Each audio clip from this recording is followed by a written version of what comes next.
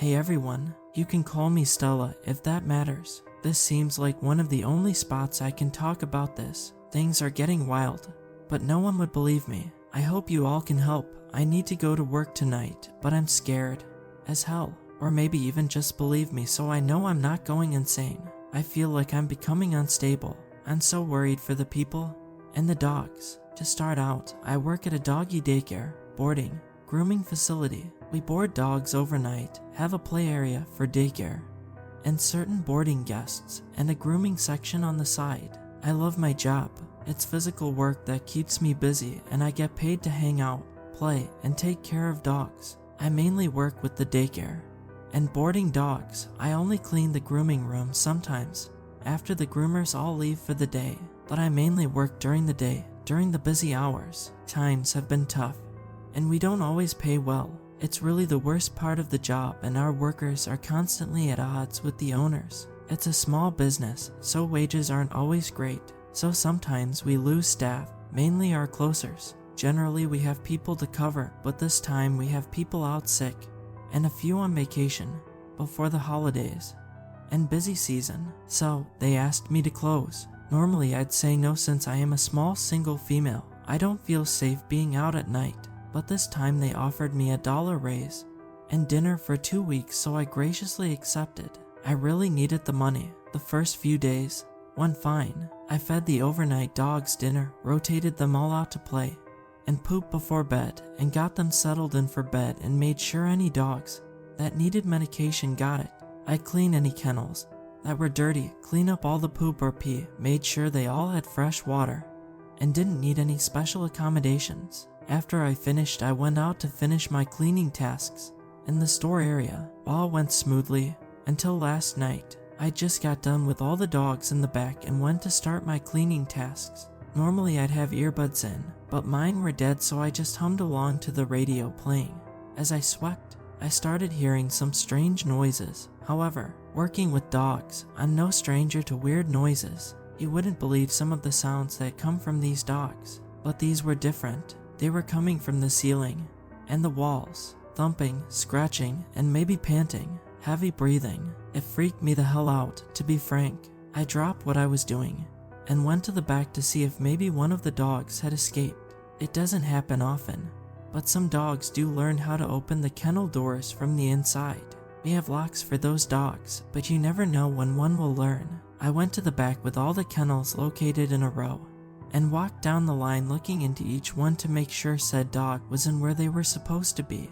No doors were open, no dogs running amok. All was quiet, though only half lit for night time. All the dogs were settled in and most were sleeping. I shrugged it off, heading back out into the lobby, making a mental note to write a message to the openers about the noises and possibly some critters living in the walls. The rest of the night was uneventful, and I finished my shift between 11:30 p.m. to 12 a.m., which was honestly amazing. I locked the doors and stood outside ordering a late night Uber. Luckily this town was big enough to have services like that this late at night. The estimated time of arrival was 10 minutes, so I lit up a cigarette.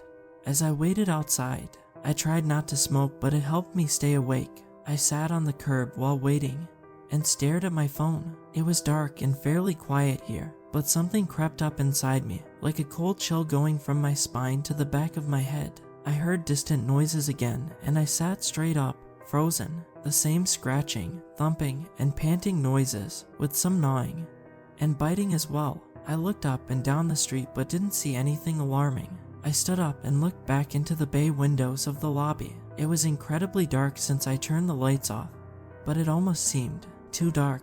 Back towards the left corner of the shop, where there was a door that led to the basement area, was completely pitch black, like the black that the one artist owns. But it also looked like there was some sort of movement there. Slowly and carefully I crept over closer to the windows, step by step. The sound was louder as I got closer, but I couldn't see much. I brought up my phone and turned on the flashlight, holding it flush to the glass to try to see the back corner. Everything looked as I had left it except that back corner. It was still shrouded in darkness. It looked unnatural, and it was moving and emanating the noises I was hearing. I put my face closer to the glass, squinting my eyes to try to get a good look, when the misty shadow seemed to turn and snap at me. It bore glaring yellow teeth and whitish red glowing eyes, drool spraying out from its black maw as it barked and bit at me. You could tell it was a doggish figure, but everything about it was misty and undefined. I was shook. I jumped back, screaming, and dropped my phone and my cigarette. I scrambled to pick up my phone again, shining the light into the lobby from a distance. The sound stopped, and the dark corner was now completely illuminated, looking a little rough. But nothing was there anymore. I slowly backed away from the window, shaking, fearful of what actually resides in that building. I looked all around me with my phone light to make sure nothing came out of there, and was startled by a sudden and light haunt behind me. Damn, I dropped my phone again, cracking the side of my screen. I turned and saw the blue neon Uber sign in the window of a car pulled up next to the curb.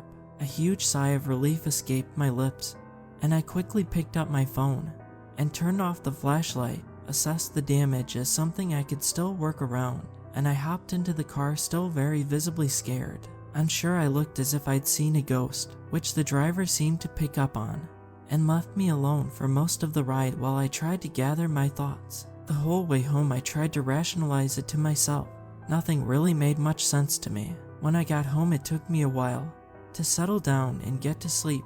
After a few hours I finally convinced myself I was just alone at night, and scared the hell out of myself for no reason. It took a lot of weed, but eventually I fell asleep.